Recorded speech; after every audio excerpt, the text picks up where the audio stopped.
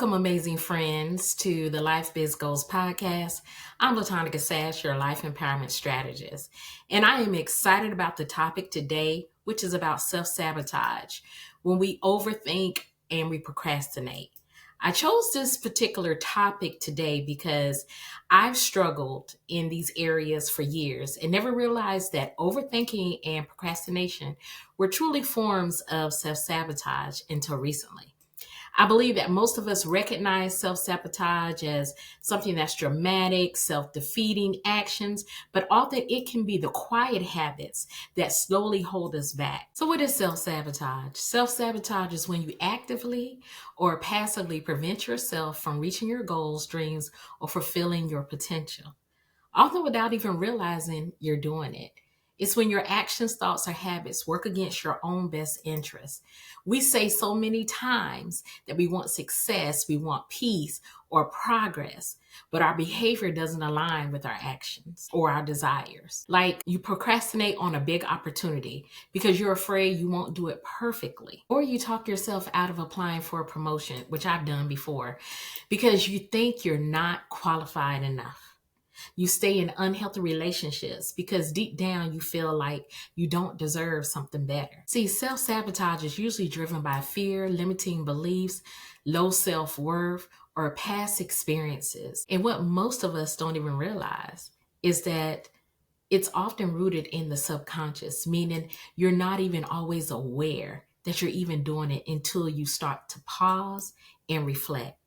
Self-sabotage can be so sneaky that even when you have the best intentions, you still fail.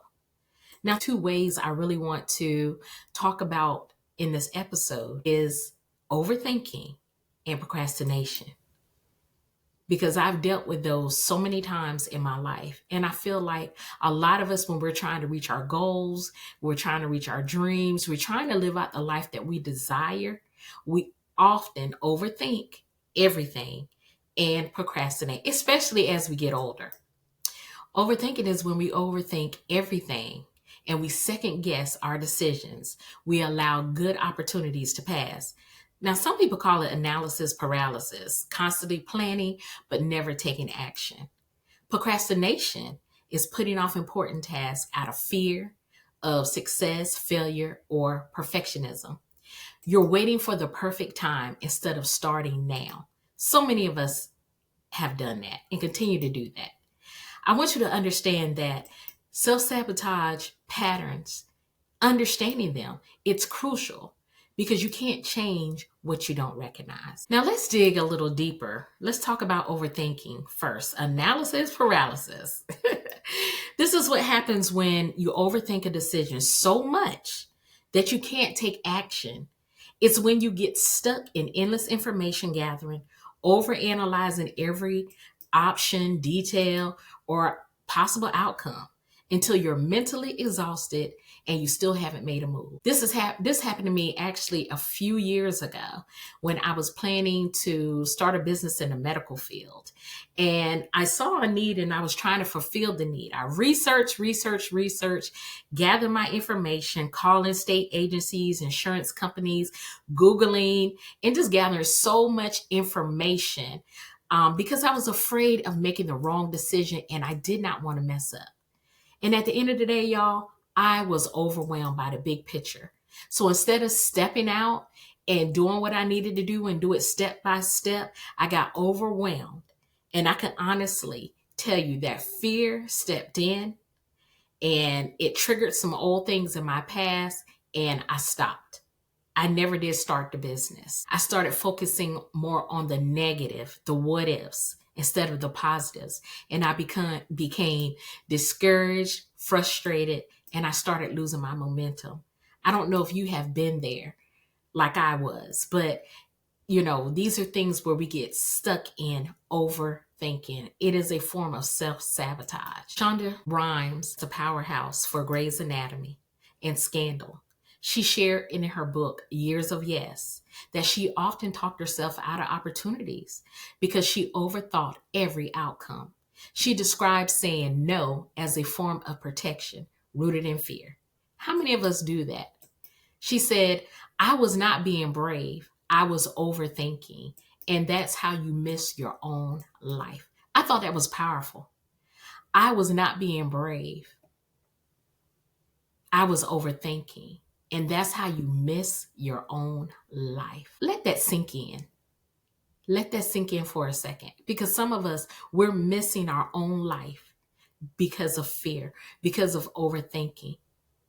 We're doing, and we're not taking action, the right action that we need. And we're losing momentum, and we're allowing fear to step in. Many of us, fear is just creeping all through our lives. It's consuming us. It's stopping us in our tracks. How many times are we going to continue to let this happen? See, overthinking causes time to pass you by, and it causes you to lose your confidence until eventually you either give up or you delay so long till the opportunity fades. It's crazy, but yeah, overthinking, it disguises itself as preparation when honestly, it's fear. Or you think you're being productive because you're working on it, but actually, the constant analyzing is holding you back, slowing you down, killing your momentum and your confidence. I want you to take some time to reflect and see if there's any areas in your life where you're overthinking. Acknowledge those areas, be aware, and write them down. And we'll talk about it a little more in a little bit. Now, the close cousin to overthinking is procrastination. I swear sometimes procrastination throughout the years has been my best friend, my best negative friend, okay? Because this is one of the areas that I struggle with so bad was procrastination. And it seemed like it came in every area of my life. Procrastination is the act of delaying or avoiding tasks, especially important ones, even when you know it will have negative consequences. It's when you put things off until later, and later never comes. I've dealt with procrastination for years, like I just mentioned, and to be honest, I never realized that it was self-sabotage until recently. You may know, but I did not realize that it was self-sabotage. Many people think that procrastination is about being lazy. I just had this conversation with one of my family members recently. We were talking about procrastination, and the first thing that came out their mouth, oh, the person is being lazy. And I said, well, actually, it's not always about being lazy. That's not always the case. In most cases, actually, procrastination is often about fear, perfectionism, feeling overwhelmed, or not knowing where to start. It's when your body begins to send signals to the brain saying, we need to go into protection mode so we won't stress or fear over the situation. Your brain is naturally trying to protect you. And it's protecting you from what? Fear of failure, like, what if I mess up? Fear of perfectionism, like it has to be perfect or not at all. Fear of being overwhelmed, like this is too much, or I don't even know where to begin. Fear of lack of clarity, because I don't know exactly what to do, so I'll avoid it for now. Just like overthinking, procrastination, it is a sneaky enemy. And you say things, or I say things like, I'm going to work on my goals tomorrow, or when I have more time. Then all of a sudden you find yourself cleaning, scrolling, snacking, or napping instead of doing the things that you're supposed to do. It's funny because I can think back many times when I found myself doing everything else but what I was supposed to be doing. And I know I'm not the only one. A lot of times we wait to the last moment to complete the task. And now we're all stressed out, we're burnt out, and exhausted. We keep telling ourselves, I'll feel more motivated later. Does that resonate with anyone? I know I'm not the only guilty one. So just like overthinking, procrastination can cause you to miss deadlines and opportunities. It keeps you under constant stress and feeling guilty. And there are times it can lower your confidence and self-worth. If you really look at it, procrastination is a temporary escape that creates frustration.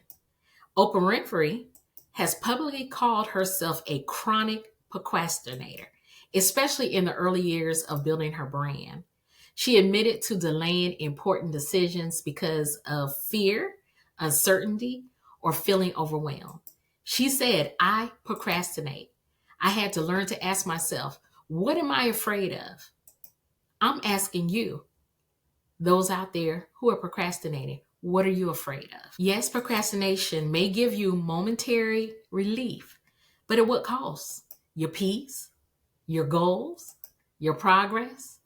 Just like overthinking, take time to reflect to see if there's areas in your life where you are procrastinating. I want you to acknowledge those areas, make yourself aware, and write them down so that you can work on conquering these behaviors. Now, the reason I asked you to take time to reflect to see if there's areas in your life where you tend to overthink and procrastinate is because self-awareness is power. When you are aware, it allows you to stop the cycle before it repeats, helps you make choices that align with your goals and the life you desire instead of your fears. It can also build your confidence by speaking life, daily affirmations, and replacing those limiting beliefs with positive ones. And stop delaying or destroying opportunities you've worked so hard to create. Now, I'm not saying jump on every bandwagon. That's not what I'm saying. But I am saying, once you've done the research, making sure that it aligns with your purpose and your morals, stop wasting time and get to it. I want you to also be aware that self-sabotage, it disguises itself as a normal behavior. These are the signs. If you're constantly overworking, overthinking, perfectionism, procrastination, or waiting for the right time, which so many people love to say, I'm waiting for the right time. That's just fear talking. I know personally some people that have been waiting for, or saying that actually, for 5 years, saying that they are waiting for the right time. They constantly say that because fear has gripped them because of past failures. I remember years ago when I invented a product, a baby product, and I hesitated so long that someone actually ended up patenting theirs before me. The crazy thing is, I had already spoken to a patent attorney and they gave me what I needed to do. I did not step on it. Then they came back and they were like, hey, that product that you created, now someone else has created it. But all you need to do is tweak about 1 or 2 things and you can still patent it and sell your product. Why did I stop? Why did I get nervous and didn't move? This is years ago. Why did I start overthinking and allowing fear to creep in? I missed that opportunity. No telling where that product could have gone. No telling how much money I could have made from that product. But I missed that opportunity. Thank goodness that all hope is not gone. Just like Shonda Rhimes and Oprah Winfrey and others, once they recognized the patterns, they were able to stop and break them. Understand that self-sabotage isn't a life sentence. It's a signal that there's something deeper to address. And with awareness and action, you can break the habits and turn them into growth too. I want to give you a few shifts that can help you to begin to break overthinking and procrastination.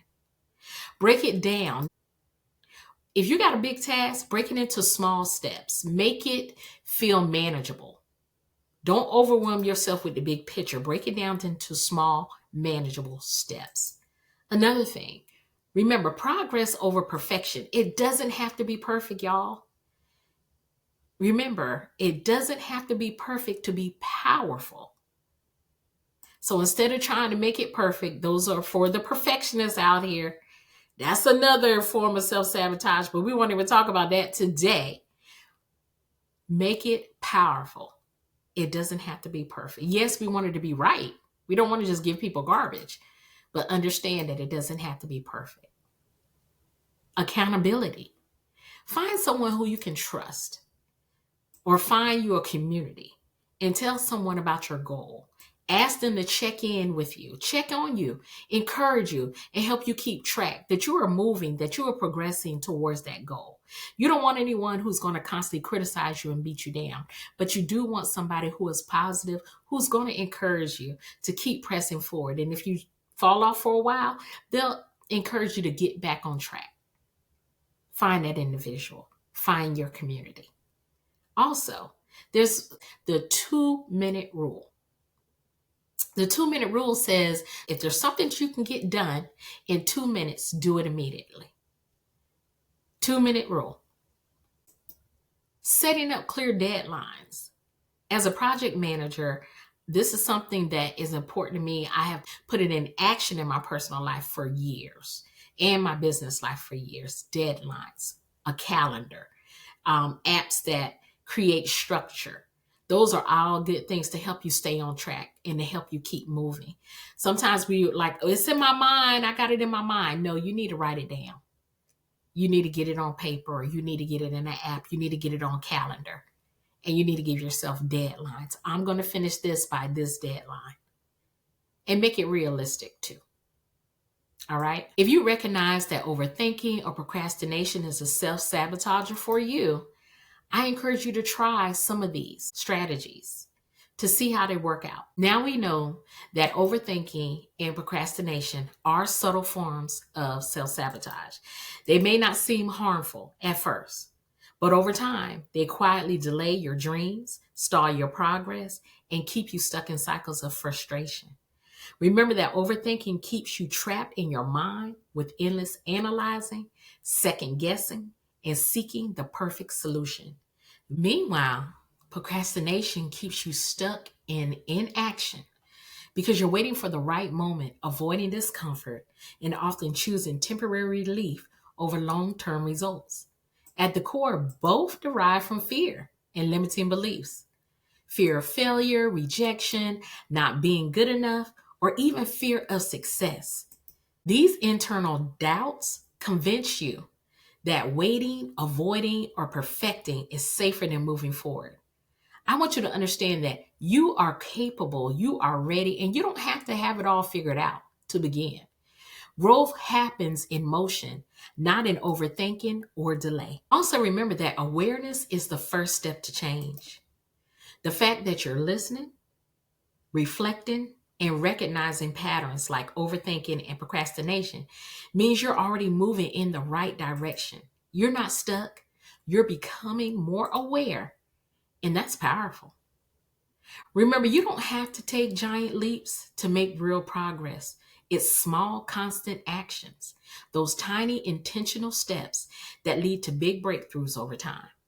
Whether it's setting a timer for 5 minutes to start that task, choosing progress over perfection, or simply saying, I'm going to try instead of, what if I fail?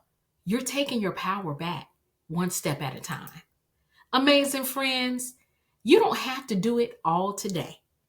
Just do the next right thing. You've got this.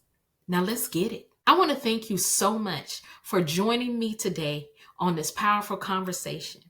I'm truly honored to have this space with you to grow, reflect, and get real about the things that often hold us back. Your time, your presence, and your willingness to learn into this journey means more than you know. If today's episode sparked something in you, whether it was a shift in mindset, a moment of clarity, or a simple me too, know that you're not alone. We're in this together. So please be sure to like and share this episode with someone who may need encouragement. Please don't forget to subscribe and connect with me on social media. Until next time, keep showing up, keep growing, and remember, you have what it takes. Stay encouraged, speak life, and soar.